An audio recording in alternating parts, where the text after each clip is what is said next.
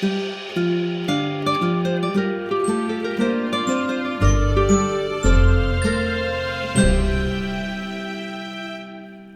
everyone, and welcome back to Adventures in Theater History. I know I signed off episode 27 by saying we were all done with the 19th century. But then, I had also promised back in episode 1 to tell you all the stories, and I realized that I had left a few important figures from the city's 19th century theater history out of the narrative. Now, often, of course, I had in fact profiled these people over on our Facebook page or on Twitter or on our Patreon page, online feeds associated with the podcast, which I urge you to check out and follow if you can. But I hadn't recorded these stories for the podcast, which is, after all, supposed to be the central resource I'm assembling for posterity here. So I've decided to record them for you and give us all a few more glimpses of Philadelphia theater in the 19th century. And by using that term, I mean the long 19th century, as historians sometimes call it, stretching from 1790 to 1914. Some of these stories are pleasant, and a lot of them intertwine as historical characters make appearances in each other's lives. But some of the stories, I must warn you, are not pleasant at all. Now, all of them seem to end with death and burial for some reason, but I guess that's the way lives work. As usual, they're also all about legacy and what remains of the ephemeral art of theater after its practitioners shuffle off this mortal coil. And I promise there will be lots of great music throughout the show.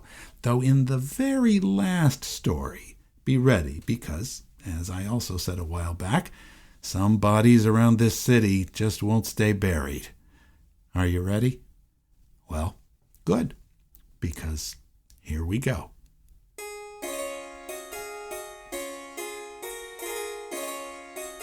Alexander Reinagle. I mentioned Alexander Reinagle many times during the early episodes of the podcast when discussing Philadelphia's new theater company on Chestnut Street in the late 18th and very early 19th century, though I never really centered any story on just him, but he deserves a chapter all of his own. Reinagle, though he had a German name, was British. He was the son of Austrian trumpeter Joseph Reinagle, who moved to England in the mid-18th century, like many other Middle European musicians of the time who were following the market created by the pronounced tastes of the new Hanoverian kings of England, George I and George II, for German-style classical music. Joseph Reinagle met and married a Scottish woman. It's not clear what her name is, but it may have been Annie Lowry, although that seems a bit too on the nose. And soon enough, the two had kids. Alexander arrived while his parents were living in Portsmouth, but then they moved to Scotland, perhaps to be closer to his mother's family. He seems to have spent his childhood mostly in Edinburgh, and trained there as a musician, mastering both the cello and the harpsichord, with his father and with a man named Rayner Taylor as his teachers. I've also seen several assertions that the Reinagle family was in London for periods in 1763 and 1764, and that young Alexander was a childhood friend, therefore, of Wolfgang Amadeus Mozart when Wolfgang, along with his sister, came to London in that period. There was a lot of work for musicians in the theaters of that day. Indeed, as we know, every theater was expected to have a band of live musicians playing in the orchestra pit in front of the stage. It was standard practice. As early as the age of 14, Alexander was playing harpsichord in the pit of the Edinburgh Royal Theatre, and as a young man, he was living and teaching in Glasgow, where he composed and published several exercise books for keyboard students, as well as a collection of Scots tunes. If you're a piano student at all, you may be familiar with these. It seems that for a while, he tried to make a career in the merchant trade, which involved making several transatlantic trips to the American colonies, but this evidently didn't really pan out for him, and he soon returned to music. In 1784, he and his brother Hugh went traveling together through the European continent, making a particular visit to Hamburg to meet and study with Carl Philipp Emanuel Bach, the son of J.S. Bach, who was Reinagle's idol. While in Portugal, the two Reinagle brothers played for the royal family there, but unfortunately Hugh Reinagle, who was chronically ill, succumbed in Lisbon to his tuberculosis. So Alexander returned to Great Britain alone. Alexander Reinagle soon decided to emigrate to America and landed in New York City in 1786. Not finding post-revolutionary New York a very amenable place, he moved on to Philadelphia. And there he found that Philadelphia society had enough people with leisure and spare time that they would then use to do things other than just work. Things like learning music, learning to dance, and attending public performances. Along with other professional musicians, Reinagle began giving a popular series of subscription concerts. He made good contacts in most of the best Philadelphia families and was soon teaching many young students, including President George Washington's step-granddaughter, Nellie Custis. He also helped supply music for plays that were again being staged at the Old South Street Theater in the early 1790s. In 1793, Reinagle was recruited by Thomas Wignell to be the house composer and conductor for the New Theater on Chestnut Street, a position he was to hold for the next 10 years. Wignell had gone back to Britain and recruited a large number of actors, stagehands, propertymen, costumers, as well as collecting many scripts and even musical scores. Reinagle was in charge of hiring local musicians, as well as arranging these musical scores and composing new music. These were, in fact, some of the most musically productive periods of his life, as he needed to pour out the scores, the songs, the operas, and the other incidental music needed for the shows at the New Theater, as well as the shows the company produced when they then traveled to Baltimore, Annapolis, and Alexandria, Virginia. He was joined in Philadelphia, by the way, by his former teacher, Rayner Taylor, who also became part of the growing number of talented professional musicians resident in the city. In the first 6 seasons, the New Theater Company produced more than 75 musical works. Reinagle composed, arranged, or orchestrated music for all these productions and composed 2 ballad operas himself in 1795 entitled The Volunteers and Sicilian Romance. He was also the first to use a piano in an American stage orchestra and the first to use a pipe organ, too. There is a long list of theatrical musical scores that Reinagle composed, adapted, or worked on, perhaps 50 in all. Here are the titles of just some of them, although you'll notice recurring themes, lots of sailors or tars, lots of harlequins, lots of patriotism, and lots of adventures. There was Robin Hood or Sherwood Forest in 1794, Harlequin Shipwrecked or The Grateful Lion in 1795, 1796 brought The Witches of the Rocks, or Harlequin Everywhere, and Columbus, or The Discovery of America, came in 1797. In 1799, there was The Arabs of the Desert, or Harlequin's Flight from Egypt, as well as A Wreath for American Tars, or Huzzah for the Constitution in 1800. The Wife of Two Husbands came in 1805, and finally, Mary, Queen of Scots in 1806. Sadly, all but a very few of the musical scores written by Reinagle for the New Theater's productions were lost in the fire that destroyed the building in the spring of 1820. Among the few works that we still have are a series of solo songs written to be performed by our old friend Anne Brunton Mary, the leading lady of the company. These include Edwy and Elgiva, sung by Mrs. Mary in The Tragedy of That Name. Also, I Have a Silent Sorrow Here, for the opera entitled The Stranger, which we're listening to in the background right now.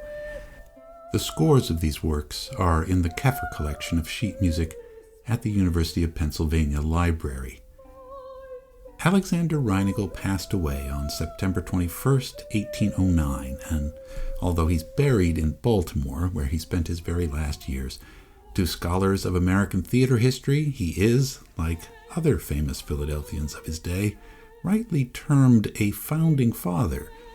Not of America's political institutions, perhaps, but he could certainly be called the founding father of American musical theater.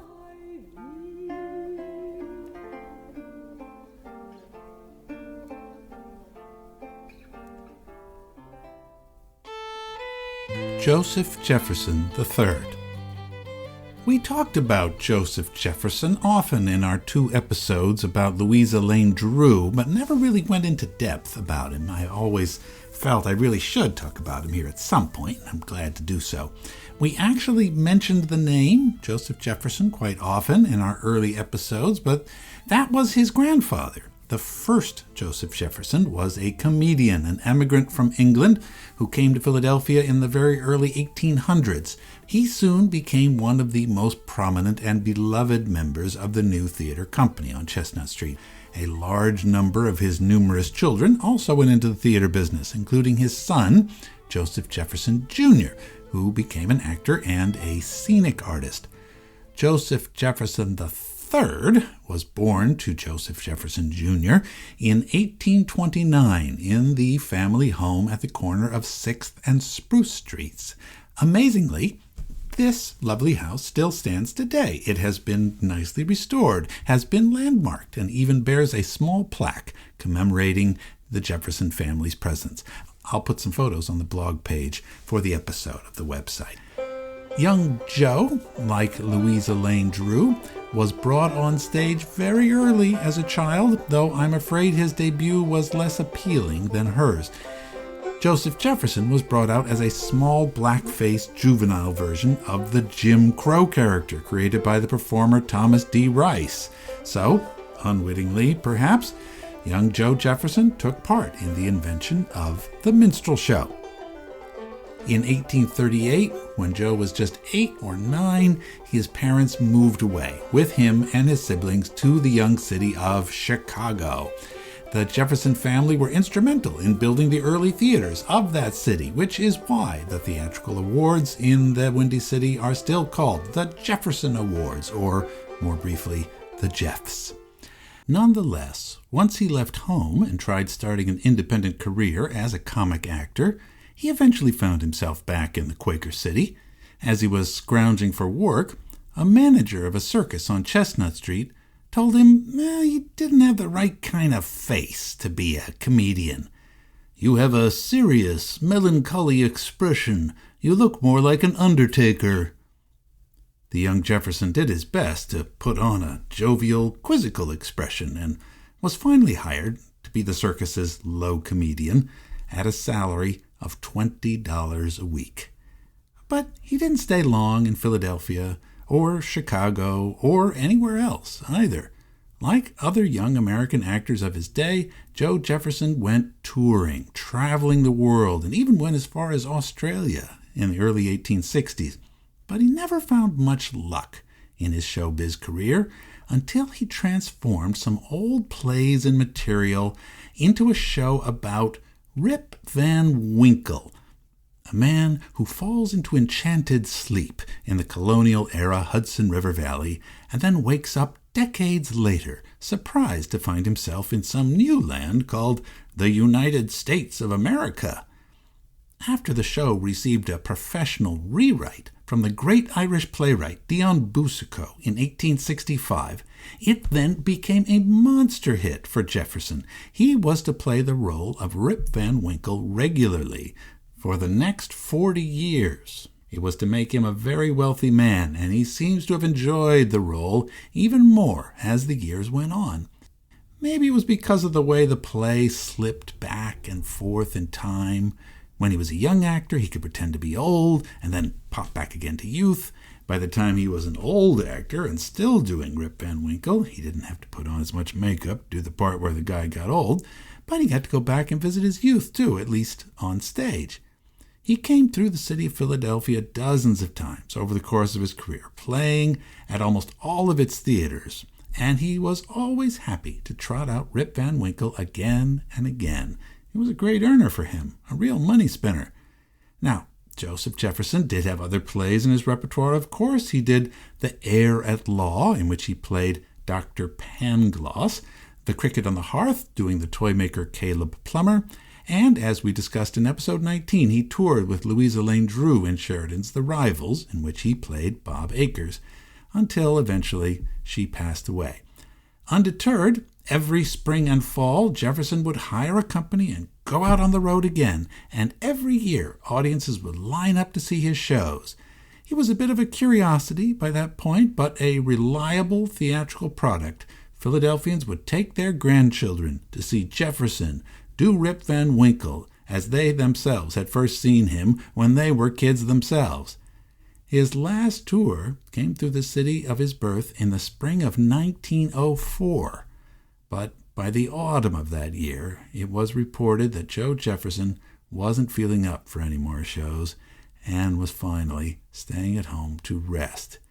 Joseph Jefferson III passed away in 1905 in Palm Beach, Florida. He's buried in Massachusetts, however. Having traveled all his life, it seems like at the end he wasn't much attached to his birthplace of Philadelphia. In fact, in his later years, he used his enormous theatrical earnings to buy land in Louisiana, near the Gulf of Mexico, and build a huge country estate there.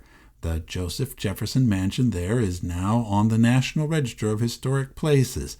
Oh, and by the way, he had a son, inevitably named Joseph Jefferson IV, who took over his father's role as Rip Van Winkle, and even made a silent film of it in the 1920s. Like everything else these days, it's on YouTube. Old Rip just keeps on living into the digital future. Like the character Rip Van Winkle, Joseph Jefferson was born in one era, and before he died, he found himself in another. But unlike Rip, he wasn't fazed by it. He was born in an era before there were railroads, and he lived into the era of movies and recorded sound, and in 1896 actually made some early short films of scenes from the play called The Awakening of Rip Van Winkle. It's on YouTube as well, so you can see him act. I can't show you that here on the podcast, of course, but in 1903, Joseph Jefferson also made two 2-minute-long Columbia records of his lines from the play. They're just Rip's side of the conversation. You can't hear any of the other actors speak, but I imagine that after 50 years of performing the part, Joe hardly needed to hear his cues anymore. As we end this section, let's listen to the very final part of the second recording where old Rip is talking to a woman who had been a little girl back in the time before he went to sleep. He's trying his best to make sense of the new reality he finds himself in. But hear this, and then you will know. My name used to be Rip Van Winkle. And this village here, is this the village of Falling Water? Yeah, that was my home. I had in this place my wife, and my home, and my child, Mimi, and my dog, Snyder. That's all the family what I got. On the last night, I can't tell the time of it. You was a child, my dear, a little child. That's the last time I have seen you till now. I come home this night and there was a storm, and my wife drive me away from her house. Well, and I come back, and that's all. I come today and I find my home is gone, my wife is gone, and my child, my little me, she look in my face and don't know who I am. So. Somebody knows me now.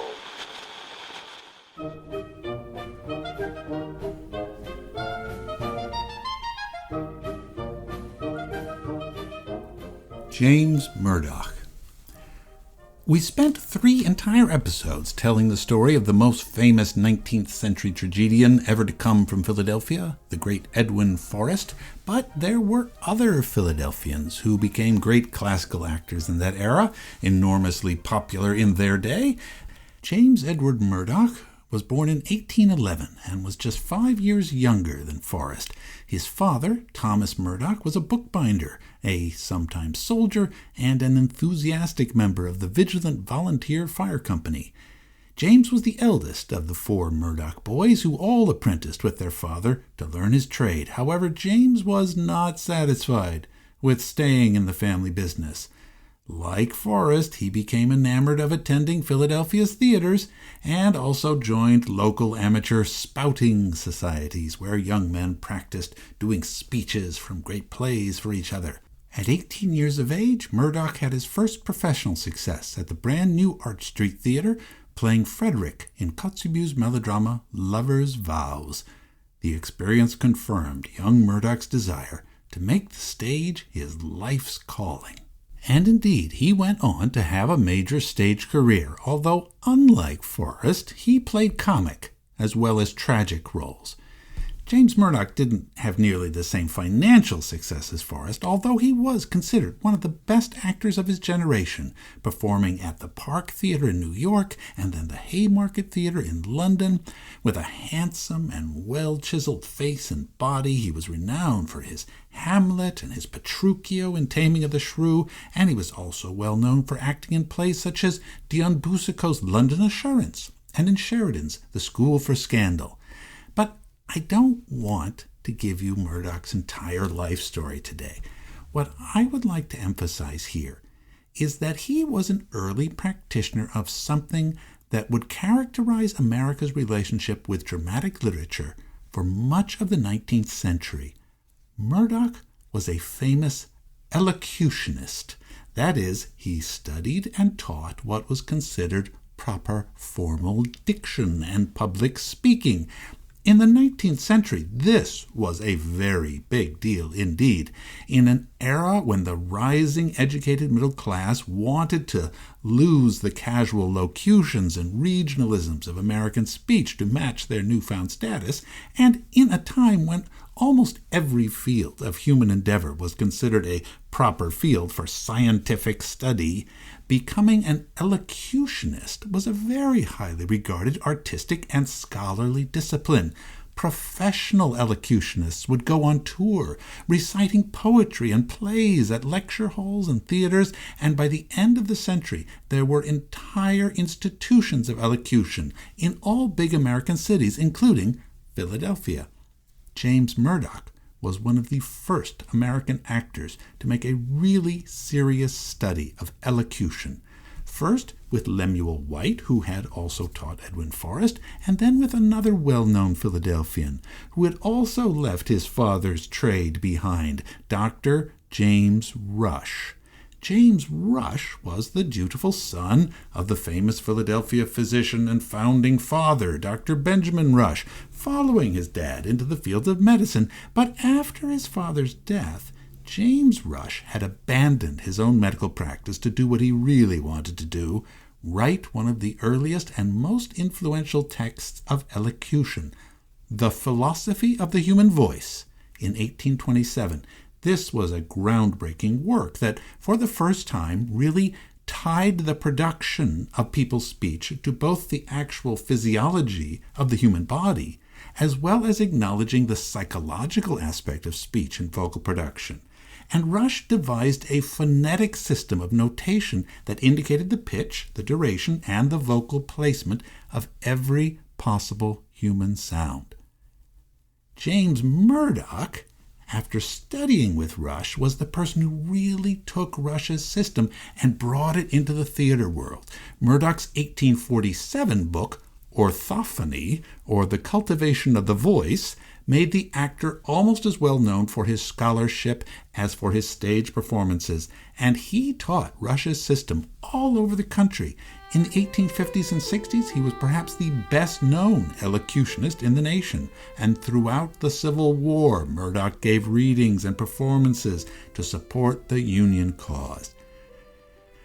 During the final years of his life, James Murdoch largely stayed on his farm outside of Cincinnati, which he had bought after falling in love with the countryside of the Ohio River Valley.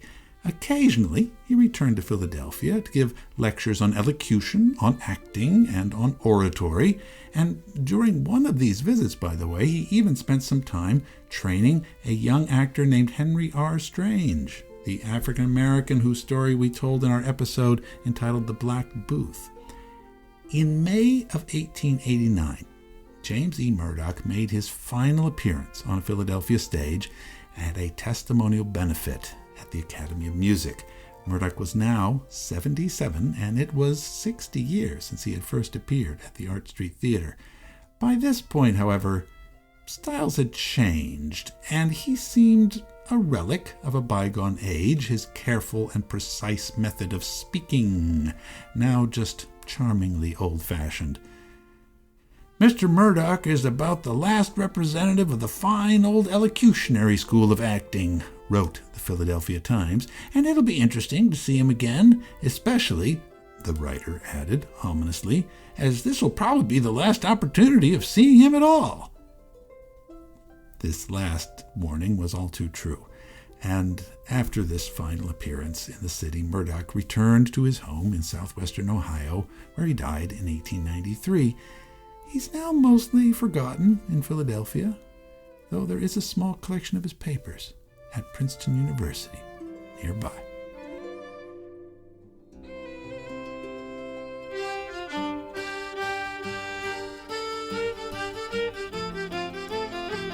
Matilda Heron.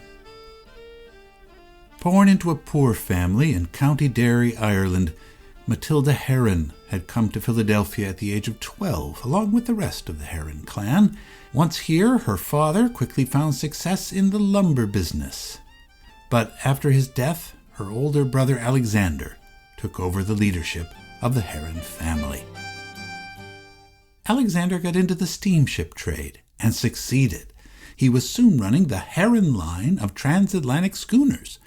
His sister Matilda, with whom he was very close, therefore did not have to work, and she was sent instead to a young ladies' school on the southeast corner of 9th and Walnut, where she became rather fluent in French. Her younger sisters, Fanny and Agnes, also went to the school, but Alexander was often so busy that all three girls were difficult to keep home. Tilly, as her family called her, was particularly headstrong, and she became fascinated with leading the theatrical life that she could see going on directly across the street from her school, because the Walnut Street Theater was on the northeast corner of 9th and Walnut. Much to the disappointment of her brother, she began taking acting lessons from Peter Richings, who worked at the Walnut. And, maybe she was getting a little extra romantic attention for the first time in her life, too, from Mr. Richings, one suspects. Anyway, despite the reluctance of her family to be associated with the socially disreputable world of the theater, Tilly went upon the stage. In February of 1851, Matilda Heron made her debut at the Walnut Street Theater in the role of Bianca in Fazio by Henry Hart Millman. This was one of the roles that had made Fanny Kemble such a success in the city just a generation earlier, of course.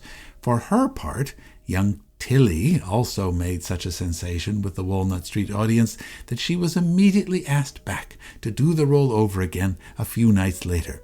She continued acting, first in the Walnuts Company, and then in Washington, D.C., and then in New York, and by 1853 she traveled to San Francisco and made a smash hit in the theaters of Gold Rush-era California.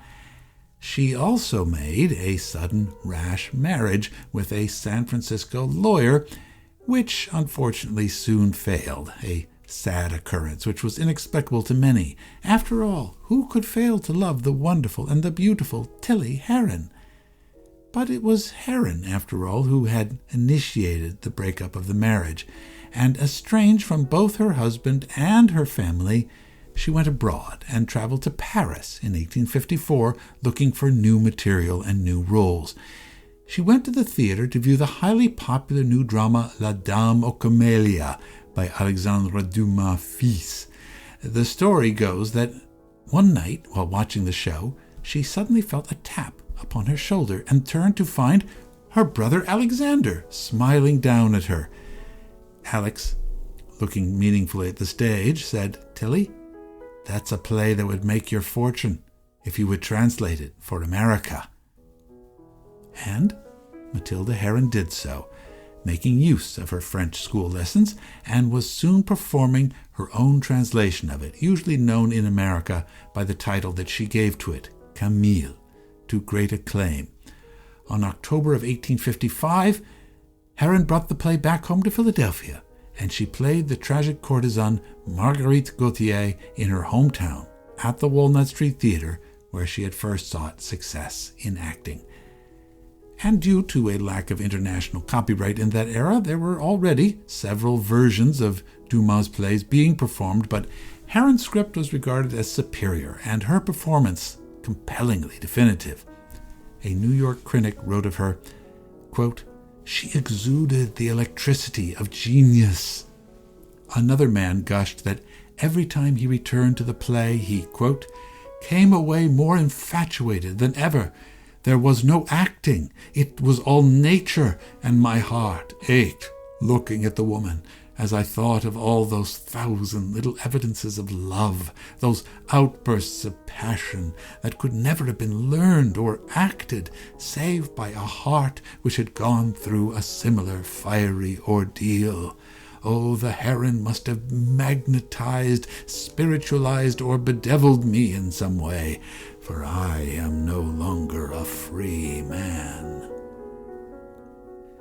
Though Matilda Heron would adapt other French plays for her repertoire, she was always associated with Camille from there on, and it is estimated that she earned over $100,000 playing the role all over America. "Other parts she acted, that part she lived," wrote the critic William Winter. Indeed, the realism that Heron may have injected into the role seems to have not only been drawn from her own tempestuous love life, but from those of her sisters, one of whom had actually fallen in life and become a courtesan. Matilda Heron's subsequent career and personal life were alternately successful and rocky. She married again, but when her new husband found out about the previous one, as well as her sister's profession, that marriage failed too. To escape it, she had to settle most of her money on her second husband and then go back again upon the stage and start earning again. She performed for the last time in Philadelphia, again at the Walnut, on October 14th, 1863. "Houses crowded, hundreds turned away," said all the newspaper ads. And these performances must have been quite stressful for Tilly Heron, because only a month before she had given birth to a daughter, Helene, whom she always called Bijou. Later, Bijou Heron would also go upon the stage, first as a child star and later as a mature actress, and have a long career of her own. But her mother, Matilda, was not blessed with a long career, or even a long life, and she did not return again to Philadelphia in her remaining years. In fact, Matilda Heron was in increasingly poor health, and by the age of 47, she had turned quite gray and haggard by all reports. What we can see now, though it wasn't openly talked about at the time, is that Matilda Heron was likely suffering from syphilis. One might speculate that she had contracted the disease from her first husband, which would explain her immediate haste to extract herself from the marriage. And after lying dormant for many years, as is typical, the disease had emerged again, taking a terrible toll.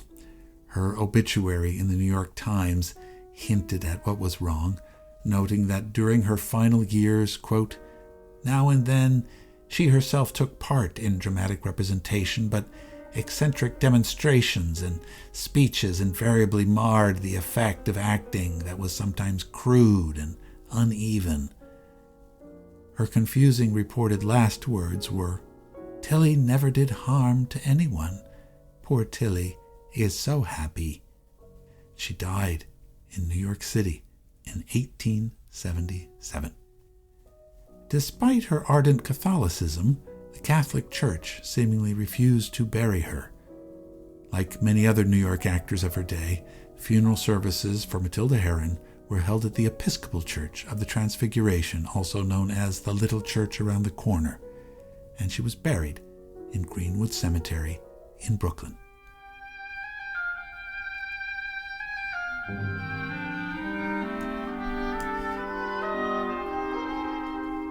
John McCullough. November 8th, 1885, the well-known actor John McCullough also died much too young, at the age of 53, at his family home, 219 East Thompson Street, in the Northern Liberties neighborhood of Philadelphia. In the paper the next day, the cause of his death was listed as blood poisoning. His wife, his sister, and his attending physician were by his side as he passed. John McCullough had a long history in Philadelphia, like Matilda Heron, having arrived here from Ireland when he was quite young. He had been employed as a young man in the gas works in Northern Liberties, where he used to entertain his fellow employees by spouting long sections of classical verse.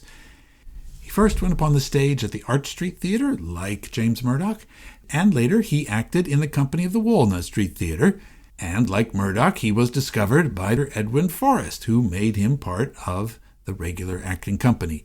The two men, Forrest and McCullough, formed a close bond and often acted together in many classical plays. And in his will, the great tragedian even left John McCullough all of his annotated prompt books, a very valuable resource in its time. McCullough, in fact, took over performing much of Forrest's famous regular repertoire of roles from then on, including Metamora and Virginius. John McCullough was a major leading man on the American stage, commanding the large salary and the huge reputation of other great classical actors of his day, such as Edwin Booth and Lawrence Barrett. But in the early 1880s, John McCullough began to, falter. The actor's friends and colleagues who had previously prized him for his perfect memory and his genial and outgoing personality found that he was increasingly forgetful, both on and off stage, and that he often would begin to weep uncontrollably for no reason. His walk became uneven, and his performances became increasingly erratic too. Frequently he would begin to interpolate the texts of other plays into his lines, which made other actors increasingly wary of performing with him. In 1884, while playing Forrest's famous former role of Virginius on the stage of McVicker's Theater in Chicago, McCullough began ranting and raving incoherently at the other actors. The audience, thinking he was drunk, began booing and hissing until the curtain mercifully came down. He never acted again. 2 weeks before his death, McCullough had been brought back to Philadelphia from Bloomingdale Asylum for the Insane in New York City, where he had been confined for over a year. Though the general public was kept in the dark, and most newspaper accounts about him just published vague Victorianisms such as ill health, many journalists and theater people knew quite well what the matter was, and that McCullough was neither a drunkard nor insane. Like Matilda Heron, he suffered from paresis, a neurological failure caused by tertiary syphilis. It was a disorder quite common in the day, very widespread, in an era when many American males patronized houses of prostitution on a regular basis. And as we've seen from the case of Tilly Heron, if they married, they might pass on that infection to their wives. Actors who spent so much of their careers traveling around the country in those days were especially at risk because theaters in that time were often immediately adjacent to districts where prostitution was common. Before the discovery of antibiotics, there was no cure for syphilis, and there was no treatment available other than particular mercury compounds. So transmission of the disease was considered a danger for anyone dealing with actors, and it was often quietly spoken of as a reason for not getting involved with them at all. In fact, John McCullough's own marriage had broken down years before, perhaps over this very issue, and the house and the family in Philadelphia that he was brought home to at the end of his life was not one that he had ever really shared with his wife and children. He had another long-standing relationship with a woman from California, which had actually produced a young daughter, but his Philadelphia family was determined to make their claim on him at the end and on his estate, and to snuff out any hint of public scandal. Nevertheless, a few weeks after his passing, a rather nasty little item appeared in the Philadelphia Times, telling the true story of the actor's passing. Quote, John McCullough's physician was just about to cure him when, with characteristic obstinacy, he died. The autopsy shows those changes in the arteries of the brain, characteristic of recognized constitutional disease, and concludes that the morbid conditions as found fully explain the symptoms evinced during his life. Close quotes. Though no newspaper of the day was actually going to publish the word syphilis, this sort of insinuation was pretty clear to the readers of the day, and the revelation, of course, was not a surprise to those in the theater world who had long seen the evidence of it. McCullough could at least depend upon his many friends to look after his reputation after his death. The eminent critic, Bostonian William Winter, published a book in McCullough's memory, and the actor's long membership in the Benevolent Order of the Elks did something to preserve his reputation as well. A large number of the Elks Brotherhood solemnly accompanied his body to its final resting place, and William Winter and other friends took up a collection to raise a tall granite monument over McCullough's grave in West Philadelphia's Mount Moriah Cemetery. It was placed there in 1888 and can still be seen, a tall Victorian sculpture in delicately etched pale gray granite with 4 columns rising from a base supporting an elaborate multi-level pagoda roof. It's rather like a scaled-down Philadelphia version of the Albert Memorial in London, actually. But this stern monument did nothing in the end to the mockery that had surrounded the actor's sad demise. Indeed, for many years afterwards, McCullough's name was always brought up when any famous person, especially an actor, was rumored to be suffering from syphilis, like the comedian Tony Hart or the producer and playwright Charles Hoyt. It was a bit of a party trick in that time for some actors to rant and rave in a comical fashion in parody of McCullough's final years. In 1897, the New York theater critic Lawrence Hutton, who had also been a close friend of McCullough's, was startled to suddenly find himself at a street-side booth with a large lithograph of the actor and a sign next to it that read, "The Ravings of John McCullough." For a nickel, Hutton was treated to a phonograph recording of a comedian named Harry Spencer doing his version of the actor's raving in his final years. It was a distressingly good imitation, Hutton thought, actually. Now, this recording still exists as well, and it is also easily located on YouTube. It's quite amazing. Because he died in 1885, before the phonograph was invented, we have no record of McCullough performing. What has remained is this parody. The first minute of it is right here. They say I'm mad, raving mad, and it was my place that made me so. And as I appear on the stage, they say, look, see. He's mad. John McCullough, mad. And as I appear in Virginia, leading on my daughter before Appius Claudius, you have sent for me, and I have come to defend my daughter, a free-born maid, dragged through the streets of Rome as your slave. Go on with your trial, Appius Claudius. I am ready to defend my daughter with my heart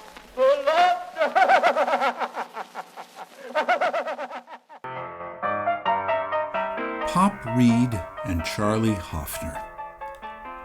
Our final story is not about musicians or actors, but about another aspect of theater history that we spent very little time covering, I'm afraid: the people who work backstage.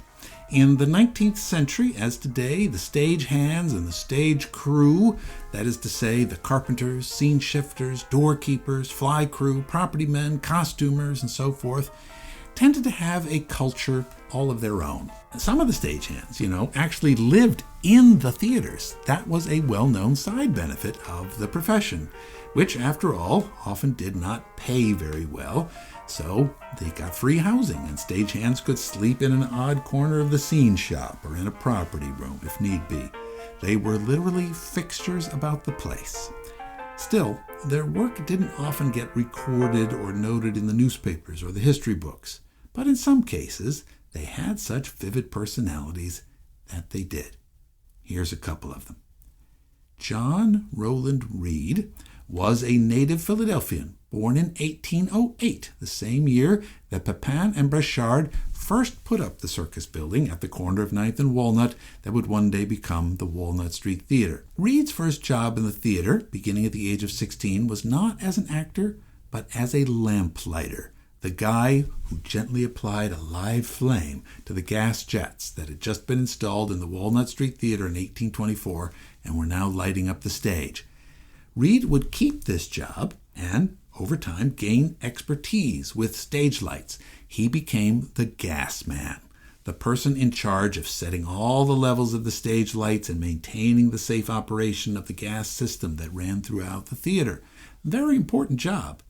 On the strength of his prospects, at the age of 21, he was able to marry his neighborhood sweetheart, the 19-year-old Mary Jane Lewis, and the two of them set up housekeeping together in a suite of small rooms at the very top of the theater, up above the fly rail. From these cozy quarters, literally right above the shop, ladies and gentlemen, the couple raised 13 children. And whenever a play needed a baby or a small child in the cast in a crowd scene, one of the Reed kids would be pressed into duty. Indeed, eventually John Reed would also be chief of all the supernumeraries at the Walnut and would enthusiastically take on any non-small speaking role himself. 3 of his children, Roland, Julian, and Clara, eventually became professional actors themselves, some in the Walnut Stock Company, though by then the family was not living in the theater anymore. They'd finally gotten a small house of their own nearby. And also by that time, Reed was a local institution, quite well known to all theatrical folk. And like many veteran doorkeepers and stagehands in the city of Philadelphia, he was known to one and all as Pop. This is perhaps a local custom because even today in the streets of Philadelphia, as I can personally testify, any older gentleman whose name is not otherwise known will be addressed by a working-class Philadelphian as either Pop or Pop Pop. In 1858, when Pop Reed had been working at the Walnut for 32 years at that point, another young Philadelphian found a position at the theater as a stagehand. The new guy's name was Charlie Hoffner, and he was clever with tools and carpentry and metalwork, so he was installed in the property room, where all the swords, the chairs, the canes, the magic wands, the goblets, anything that an actor might handle or carry about the stage. These were made, stored, and distributed from the prop room. Eventually, there were 2 separate property rooms at the Walnut, but Hoffner was installed in the oldest one, the same one that had been used by the circus men Pepin and Breschard back in the day. Like Pop Reed, Hoffner loved everything about the theater, and he made a lifelong commitment to it.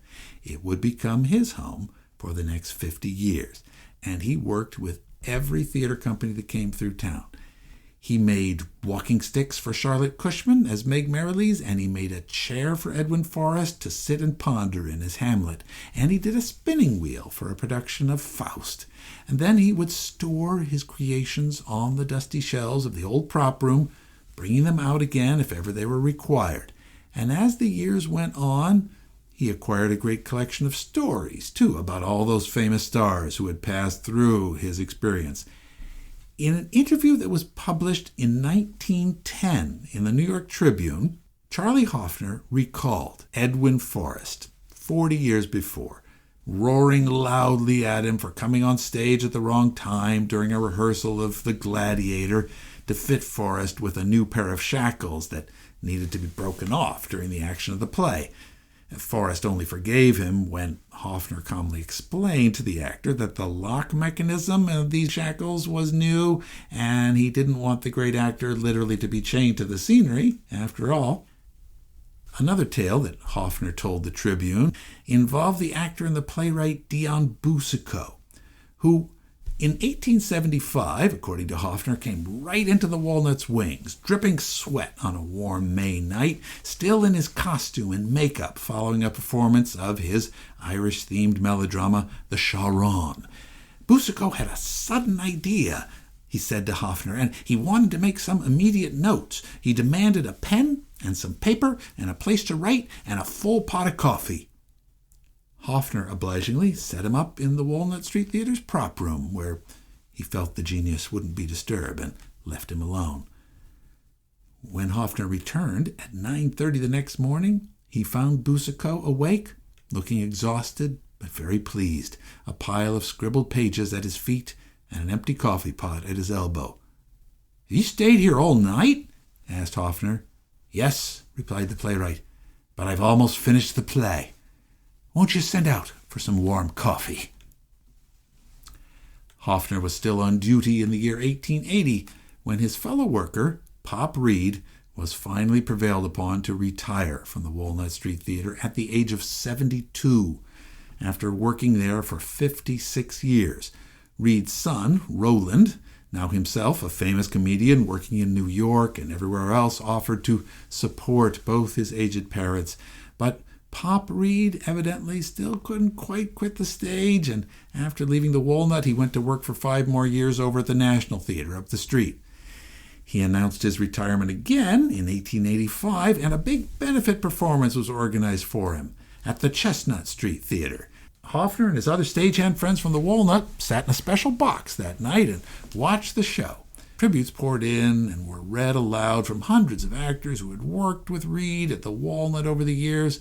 Our old friend Joseph Jefferson III couldn't be present, but he sent a message and a check for $50. Reed's son Roland closed the evening with a number from his hit new show called Humbug. But Pop Reed still wasn't actually done with showbiz. Just like a hammy actor, he kept coming back out for more. He now shifted operations to the Temple Theater over on Chestnut until it burned down in 1887. Now, by then, most Philadelphia theater managers didn't need gas men anymore. They were all installing electric wiring and those newfangled electric lights. So Pop Reed ended his theatrical career in 1890 at the rather less prestigious Lyceum Theater on Vine and 8th, working as the doorman. At 83 years old, perhaps the oldest working stagehand in the country at that point. Except for Alexander Reinagle, he'd worked with every other person we've talked about today, and with many, many others.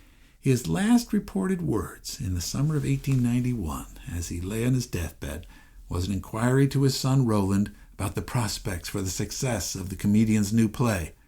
"Oh, I'll make a lot of money out of it," Roland said. "Ah, that's good," said Pop, and died.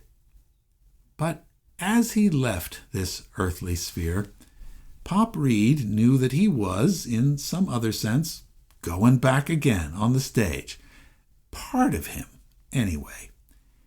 In the last will and testament that he had drawn up before his death, he carefully instructed that, quote, "my head be separated from my body immediately after death, the latter to be buried in a grave, the former duly macerated and prepared to be brought to the theater where I served all my life, and to be employed to represent the skull of Yorick in Hamlet.